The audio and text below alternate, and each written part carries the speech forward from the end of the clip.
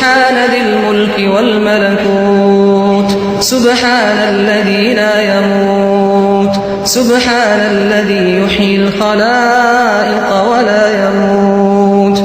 سبحان الذي خضعت لعظمته الرقاب سبحان الذي ذلت لجبروته الصعاب سبحان رب الأرباب سبحان مسبب الأسباب سبحان الذي في السماء عرشه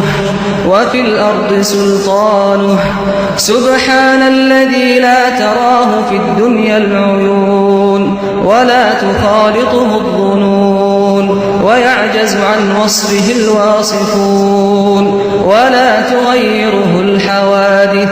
ولا يخشى الدوائر يعلم مثاقيل الجبال